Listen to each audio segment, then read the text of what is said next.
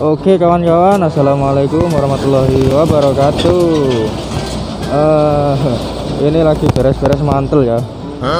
Karena tadi di sana hujan ya kawan-kawan ya. Tapi sekarang di sini udah reda. Di prank ini sama hujan ya. Dasar.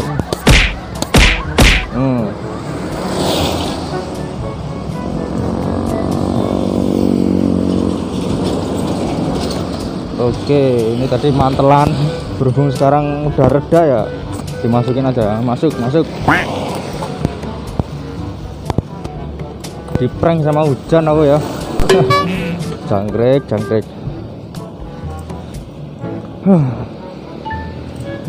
Oke, kita jalan lagi. Bismillahirrahmanirrahim. Tawakkaltu 'ala Allah wala haula wala quwwata illa billahil aliyil azim. Gas.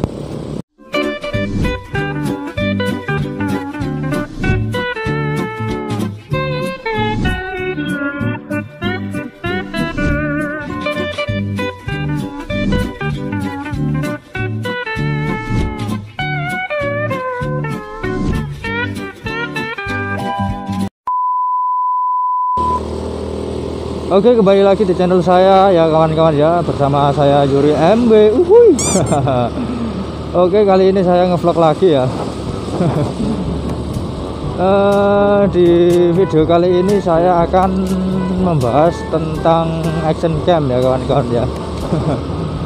Ya, action cam lah untuk para pemula yang low budget, yang ngeditnya masih pakai HP. Aduh, ini jalannya rame banget. Oke, bentar ya. Oke. Mungkin apa sih yang ada di pikiran kalian tentang action cam ya? Resolusi itu berapa? Resolusinya berapa yang ada di pikiran kalian tentang action cam, sebuah action cam untuk motovlog tentunya ya? Saya tahu pasti di pikiran kalian itu resolusinya pasti 4K ya kan. Nah, seperti itu ya. Padahal resolusi 4K itu gimana ya, kalau untuk pemula sih ya, untuk low budget ngeditnya yang masih pakai HP, itu menurut saya sih kurang cocok ya kawan-kawan ya. Ya seperti pengalaman saya ya, pakai action cam tapi ngeditnya saya masih pakai HP ya, belum punya komputer, belum punya laptop, jadi ya pakai apa ya, alat seadanya aja lah ya. Oke, saya hari ini akan berbagi tips, berbagi pengalaman buat kalian yang para pemula ya. Ya seperti saya ini juga pemula kawan-kawan. Berapa sih resolusi yang cocok untuk motovlog pemula gitu kan, yang editnya masih pakai HP ya. Saya akan membahas ya tentang resolusi dari yang paling tinggi ke resolusi yang standar yang cocok untuk pemula. Oke, yang pertama kawan-kawan ya, di action cam itu ada resolusi yang standar ya, cam yang standar ya, maksimal itu di resolusi 4K di 30 fps. Nah, di sini kawan-kawan ya, seperti pengalaman saya itu, dulu itu saya pakai, pertama saya tes action cam saya ini ya, itu saya di resolusi 4K di 30 fps. Nah, di situ itu saya ngeditnya pakai HP kawan-kawan ya. Namanya juga pemula ya. Masih low budget, masih pakai HP. Itu saya ngeditnya itu pakai KineMaster itu, KineMaster bawaan maupun KineMaster yang Pro. Itu nggak bisa kawan-kawan ya. Nggak support, belum support itu aplikasi KineMaster yang Pro. Itu di HP saya itu belum support ya. Jadi hasil file di action cam saya masukin ke HP itu support, cuma waktu saya edit pakai KineMaster itu belum support gitu kan kawan. Jadi nggak bisa diedit gitu kan kawan ya. Nah, itu pengalaman saya sih ya. Kalau kalian editnya masih pakai KineMaster, walaupun KineMaster kalian itu kalian pakai yang udah yang KineMaster Pro, tapi masih belum support kawan-kawan ya. Ya entah kenapa ya, nggak tahu, mungkin karena HP saya yang masih kentang ya, tapi ya nggak kentang-kentang banget sih ya. Ya udah lumayan lah, udah lumayan standar, bagus lah menurut saya ya HP saya. tapi itu masih belum bisa kawan-kawan ya, masih belum support gitu loh. Jadi saya mikir lagi ya, terus saya pakai aplikasi apa supaya bisa support yang resolusi 4K ya. Nah, kalau menurut saya sih, kalau di pikiran saya resolusi 4K itu resolusi yang bagus gitu kawan-kawan ya. Jadi saya ngeditnya tuh saya itu rekodnya di resolusi itu gitu kawan-kawan. Tapi ternyata saya edit bikin master nggak bisa. Di situ saya berpikir lagi cari aplikasi-aplikasi edit lagi yang bisa untuk ngedit yang resolusi 4K. Nah, di situ saya mencari aplikasi edit HP yang sudah support 4K. Ternyata ada kawan-kawan ya. Di sini saya rekomendasikan bagi kalian yang ingin edit di HP ya dengan resolusi 4K, itu kalian gunakan Power Direct. Power Direct yang sudah pro ya, yang sudah tidak ada watermarknya seperti itu kan kawan ya. Ya kalian cari di Google aja lah, ada pokoknya ya. Kalian downloadnya di Google, jangan di Play Store. Yang udah pro Power Direct yang sudah pro itu ada di Google ya, kalian download aja. Nah itu saya rekomendasikan pakai aplikasi itu kawan-kawan. Tapi kekurangannya pakai aplikasi itu hasilnya patah-patah kawan-kawan ya, dan cara waktu ngedit pun juga patah-patah ya. Kalau menurut saya sih susah banget lah. Nah, ya mendingan kalian pakai resolusi yang agak di bawahnya ya. Kalau kalian pakai resolusi 2K atau 2,7K itu sama ya, sama seperti 4K, nge-lag juga, patah-patah juga, susah juga ngeditnya. Kalau pakai Power Direct sih juga masih bisa ya, udah bisa. Tapi kalau pakai KineMaster belum bisa ya kawan-kawan ya. Nah itu pengalaman saya kawan-kawan ya, ini saya berbagi buat kalian ya. Terus resolusi yang cocok berapa bang ya? Nah ini resolusi yang cocok untuk pemula yang bisa diedit di HP kawan-kawan ya. Di KineMaster bisa, di Power Direct bisa.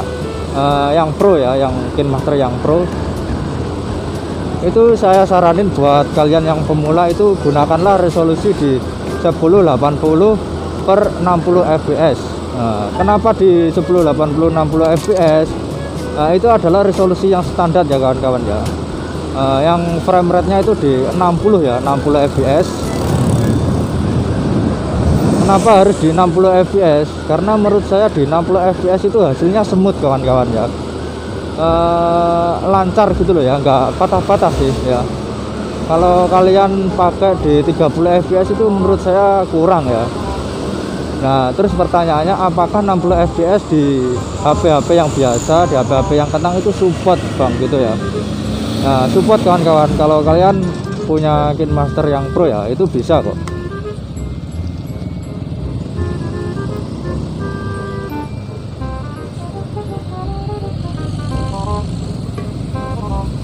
Oke, ini lagi ngantri ya jalannya.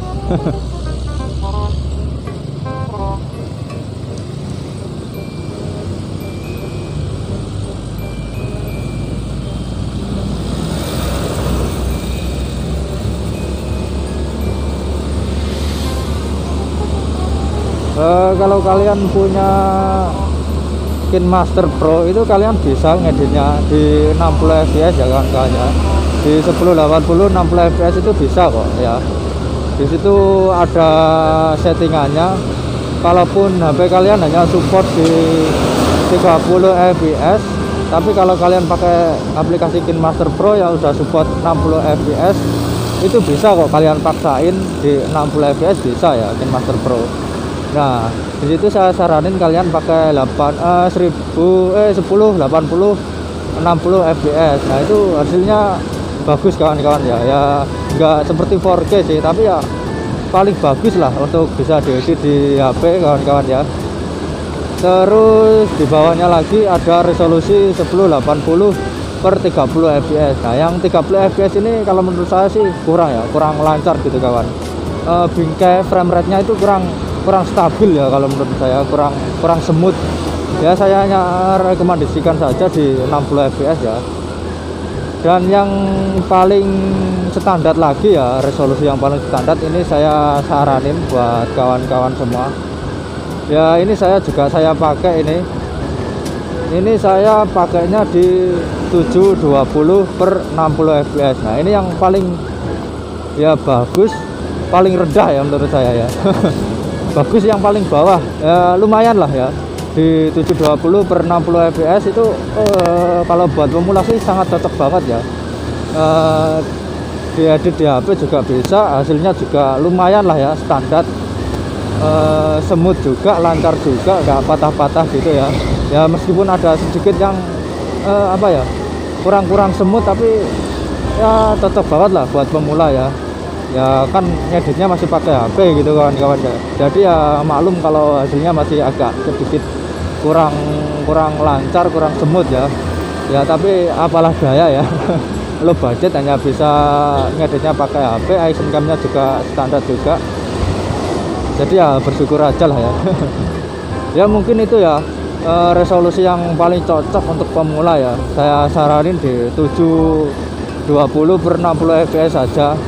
Nanti hasilnya akan lebih smooth dan lumayan bagus, bisa diedit di HP juga. KineMaster Pro, pakai aplikasi KineMaster Pro bisa, pakai Power Direct juga bisa ya kawan-kawan ya. Dan ukurannya ya itu juga lumayan sedikit kecil kawan-kawan ya, dibandingkan kalian pakai resolusi 1080/60 fps atau yang 4K di 30 fps. Itu hasilnya gede kawan-kawan ya, nanti bisa memakan banyak ruang di memory card kalian ya. Ya ini saya saranin aja yang standar, kalian pakai di 720 di 60 fps saja. Itu nanti ukuran size-nya itu ya standar lah ya, akan lebih kecil lagi daripada ukuran 4K atau 1080 ya. Dan bisa juga diedit di KineMaster Pro dan Power Direct Pro. Jadi untuk memudahkan kita untuk berkarya, memudahkan kita untuk buat konten gitu kawan-kawan ya.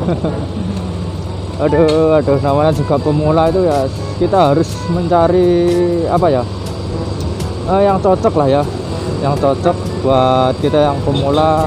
Nanti settingnya di mana gitu kan, di resolusi berapa. Buat kalian yang bingung-bingung, ini saya rekomendasikan kalian pakai resolusi 720/60 fps saja ya kawan-kawan ya. Untuk memudahkan kita juga, ukurannya lebih kecil juga, jadi nggak susah-susah banget lah buat kita yang pemula gitu loh. Ya mungkin itu aja ya kawan-kawan ya, tips dari saya ya, masukan dari saya ini sebagai tambah pengalaman juga buat kita semua ya. Semoga bermanfaat ya.